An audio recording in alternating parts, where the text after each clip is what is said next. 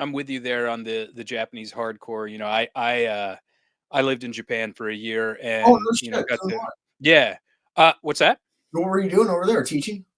Military. Yeah. And so I got to experience a little bit of the local Japanese hardcore scene, which those kids are like they are into it. Like they are all about it. And they do have a lot of those interesting kind of they'll mesh genres together. Like eh, they'll play like, hardcore, your standard hardcore punk rock, and then they might have like a jazz breakdown or like something like completely they got real into the like rap core type stuff. They would just play normal hardcore and then they would like break into like a rap style breakdown after that. And I always found the Japanese audiences to be incredibly like reverent. I went and saw, who was it, Saves the Day there, and it was like they would play a song and then they would, between songs the whole audience would get quiet and they just wouldn't say anything, which is unusual for assholes like us from United States, where people be shouting stuff and just whatever. And so, I understand that you guys toured Japan. Like, what was your experience like doing that? It's fantastic. I mean, and you're right about the genre bending over there. You take a band like Gas Tank, who are playing ostensibly hardcore, but with these mellifluous, beautiful, almost Michael Schenker like solos. And also, they're dressed like the Pirates of Penzance, like half glam, but with 6-inch mohawks. Like Japan, I guess the rules don't apply, right? And then Poison Arts, same thing. Well, Japan was awesome though. That was like, I mean, we were big fans of Lip Cream and Gauze and Gas Tank, Poison Arts and Gizem, etc. Systematic Death, Kuro. So when we went there, uh, it was just awesome. We toured with a band called oh fuck, what was that band? They're so great. How can I remember this? I'm trying to think of hold on, I got a ticket stub here. I'll tell you right. Sure. Uh, Did you ever play with Lip Cream, no, oh, or were they Vivisec was the band we toured with. Vivisec. But okay? no, the drummer and guitar player Lip Cream, the drummer Pill came to one of our shows in Tokyo, and he was like really, really cool.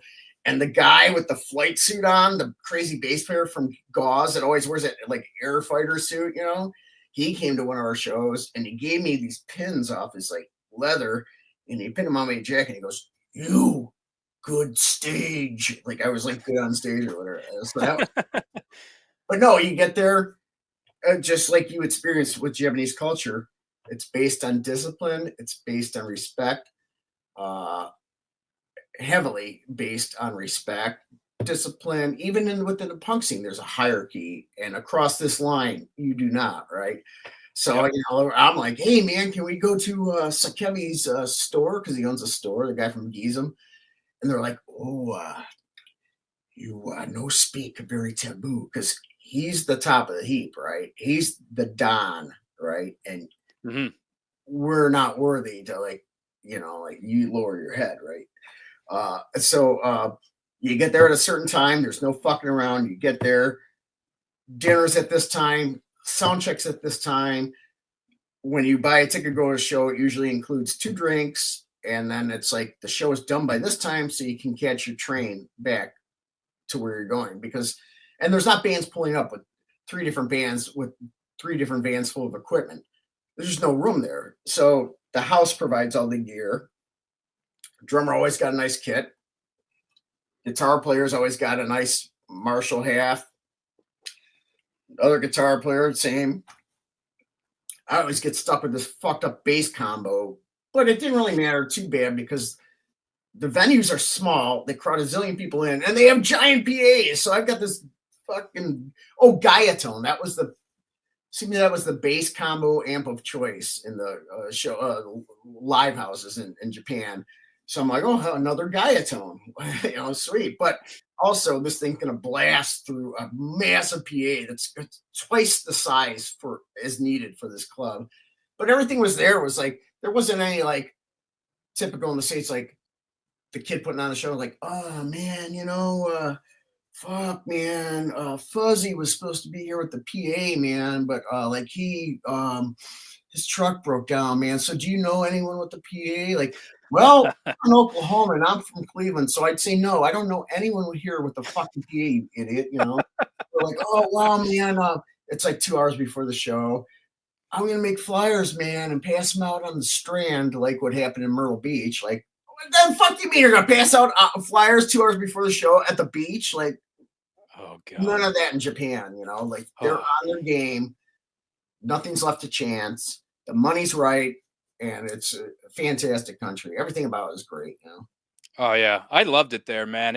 I'd do probably anything to go back there, Oh, I'm and gonna go and it back. Yeah, absolutely it has to. And I'm gonna this time where I can actually like enjoy and see cultural heritage sites and really immerse myself as opposed to pulling into some part of town in the middle of the afternoon and being there all day and sound check and eat dinner and then play the show and then leave and go to wherever, then we have to have that traditional after party at the Japanese restaurant where it doesn't matter how sick you are or you're fighting with your girlfriend back home or whatever the fuck. You don't feel like going out that night. Grave disrespect if you do that. So you go to the traditional Japanese restaurant, sit there and eat sake and get shit faced and you drink and drink some more. And then you get to go back and hang out, which I mean, I'm not complaining. I was very grateful to do it. But sometimes it's just like, man, I just fucking want to go back to where we're staying and jack off and go to bed, man. You know? yeah. Yeah, I could relate to you there with the like the cultural stuff, and that I was stationed probably like an hour away from the base of Mount Fuji, and I was just a drunk, depressed asshole, and so I never got to experience it. But because they would conduct little hikes up the mountain, and I regret that in hindsight, but I'd like to go back someday and be able to do that. And yeah, it is like you said, it's like a well-oiled machine, and there's definitely layers of culture that we don't always understand. Like for example, uh, going on a train. Like nobody talks on a train. Nobody talks there. And meanwhile, you ride the Blue Line in Los Angeles, and everybody's carrying on, and there's fucking music playing from guys who don't know what headphones are. And so I think Japan definitely kind of has a whole different level of respect when it comes to dealing with people in public.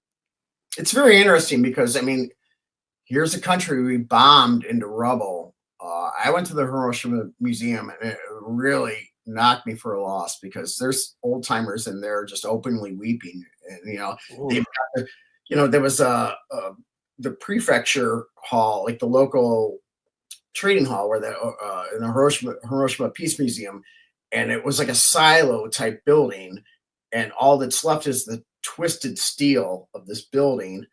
But they Ooh. left it there as a reminder of this megaton bomb that was dropped there. And if that doesn't hit you in a very deep place in your soul, well, then maybe you don't have a soul.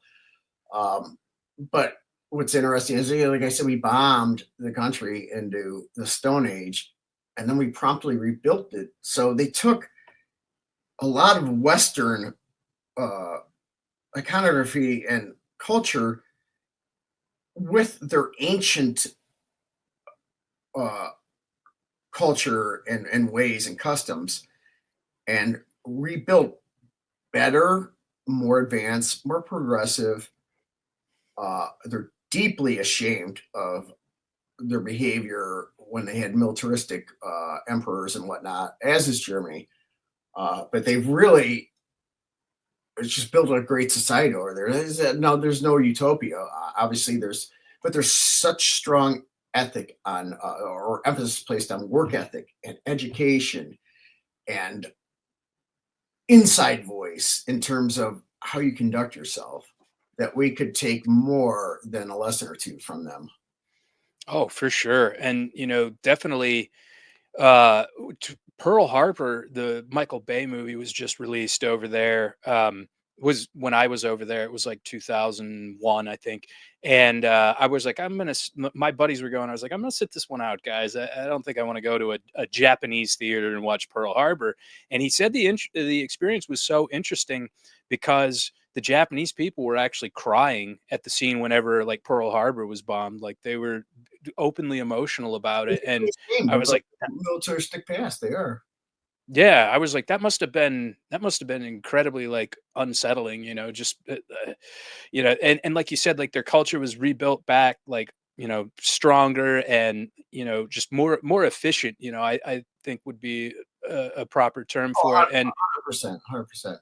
I'm reading yeah, yeah, like I'm reading a book right now about a founder of it's called it's by David Halberstam, who wrote the 50s and like so many great books. And it's the build basically the building up of Nissan and how uh, the founder of Nissan took it into this modern uh, enterprise. The paragons of efficiency and work ethic. And it's like we got fat, happy, and stupid over here. You know what I mean? yeah, And we're yeah, just like, we just fucked the dog for so long, and now look at us. We don't manufacture anything here.